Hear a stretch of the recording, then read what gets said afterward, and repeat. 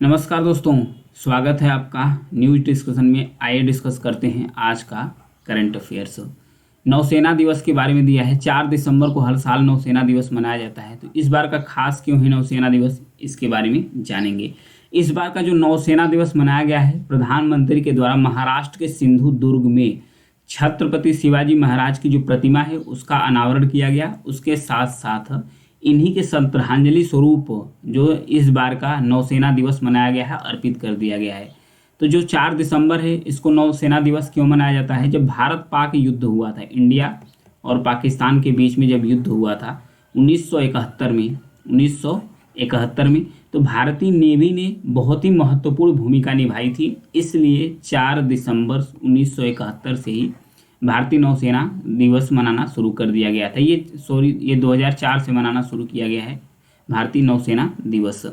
इस बार कुछ और भी नया चेंजेज हुए हैं। नया चेंज क्या हुआ है, इस बार का जो भारत का जो नेवी का ध्वज होता था, जो इंग्लिश ध्वज लगाए गए थे, उस ध्वज को हटा दिया गया है। इसमें जो पताका है यानी कि ध्वज है, इस पर नया डिजाइन आई गई है। शिवाजी की जो मुहर होती है, अष्टकोणी मुहर, यहाँ पर देखिए जो शिवाजी की अष्टकोणी मुहर है, इसे अब नए डिजाइन के रूप में ला दिया गया है। कहाँ पर? जो पताका है यानी ध्वज है किसका? भारतीय नेवी का। तो ये था, इसमें कुछ नई चेंजेस 4 दिवस को मनाए जाते हैं। नेक्स्ट बढ़ते हैं। चक्रवात मिचोंग के बारे में दिया है। ये चक्रवात आंध्र प्रदेश के तट की ओर बढ़ रहा है, बंगाल की खाड़ी में आया है, उत्तरी हिंद महासागर में लगातार ये ग्रो करता चला जा रहा है। तो आइए जानते हैं चक्रवात के बारे में कि चक्रवात बनते कैसे हैं, फिर उसके बाद इसके सिचुएशन के बारे में जानेंगे। और दुनिया के अलग अलग महासागरों में जो चक्रवात होते हैं, साइक्लोन होते हैं, इसे किस किस नाम से जाना जाता है। अभी तो इसकी स्पीड 88 किलोमीटर प्रति घंटे से बढ़कर 166 किलोमीटर प्रति घंटे हो गई है, जो चक्रवात मिचोंग है।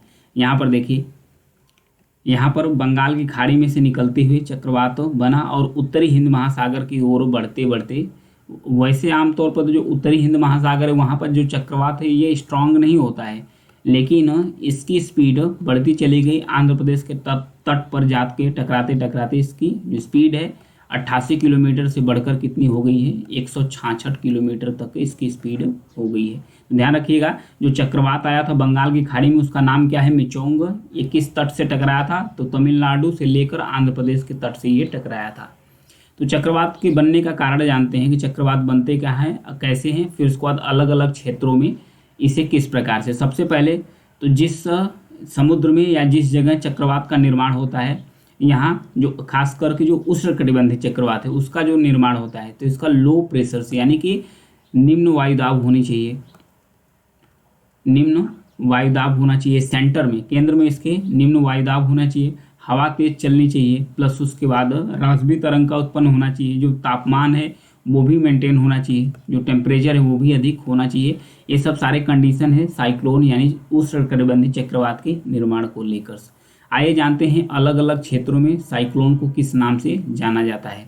यहाँ पर देखिए, ये है उत्तरी प्रशांत महासागर, ये है उत्तरी प्रशांत महासागर। यहाँ पर जो साइक्लोन यानी तूफान होता है, चक्रवात होता है, उसे टाइफून नाम से जाना जाता है। ध्यान रखिएगा, इसे टाइफून नाम से जाना जाता है।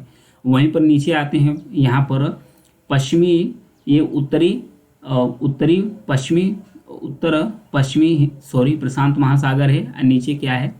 दक्षिण पश्चिम प्रशांत महासागर है। यहाँ पर उष्णकटिबंधीय चक्रवात भी बोलते हैं। और इंडियन ओशन यानी कि हिंद महासागर में भी चक्रवात को ट्रॉपिकल साइक्लोन यानी उष्णकटिबंधीय चक्रवात ही बोला जाता है।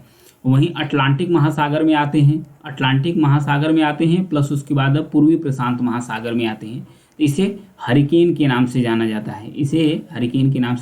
है, तो ध्यान रखिएगा, हरिकेन, चक्रवात प्लस उसके बाद टाइफून, ये 2-3 नाम याद रखिएगा। नेक्स्ट बढ़ते हैं।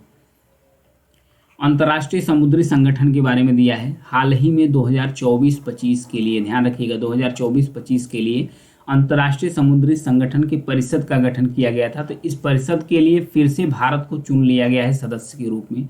भारत इस परिषद का फिर से सदस्य चुना गया है। कितने साल के लिए? 2 साल के लिए। 2 साल के लिए भारत फिर से इसका सदस्य बन गया है।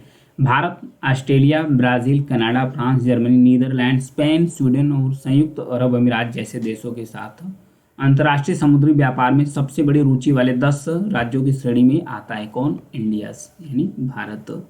इसका काम क्या है परिषद का? परिषद का काम यही है कि भारत को फिर से जब चुना गया है संगठन में, तो इसका कार्यकारी अंग बन गया है भारत।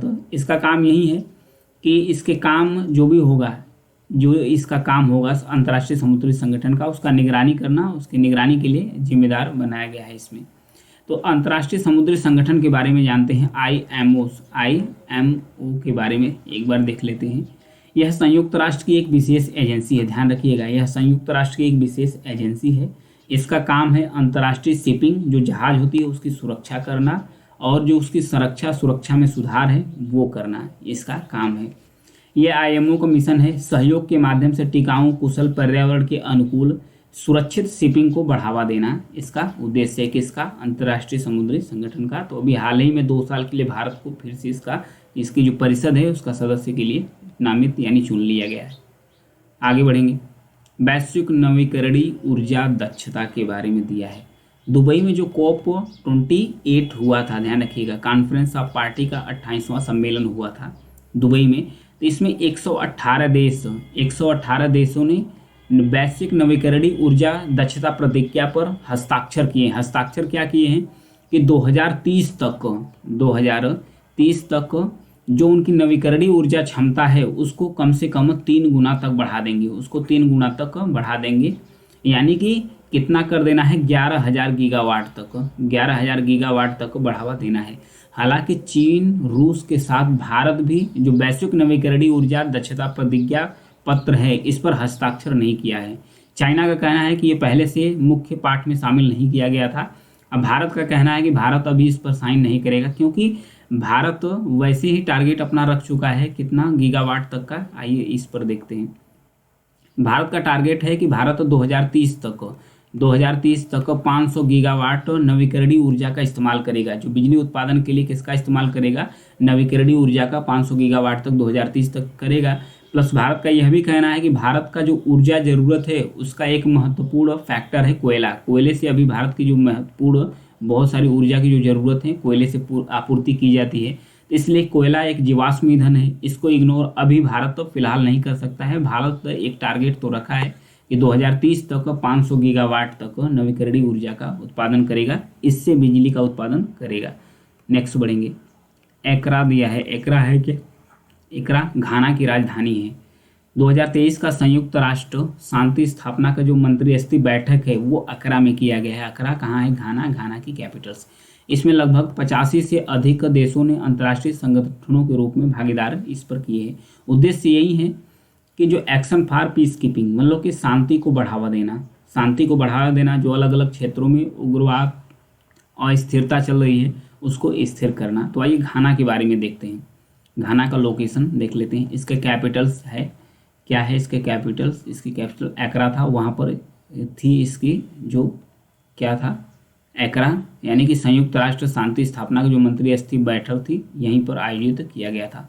तो आइए लोकेशन को देखते हैं घाना के बारे में। यहाँ पर देखिए घाना है, इसकी कैपिटल था एकरा। ये जो गल्फ ऑफ गिनिया है, मतलब गिनी की खाड़ी से टच करता है। इसके साथ साथ इसके पश्चिम में देश हैं कोस्ट आइवरीज, इसके पूर्व में है बेनिन्स है, इसके उत्तर में बुर्किना फासो है, इसके दक्षिण में यानी कि इसके नीचे गिनी की खाड़ी है। तो ये था लोकेशन गिनिया के बारे में। आज के लिए इतना ही है। Thank you.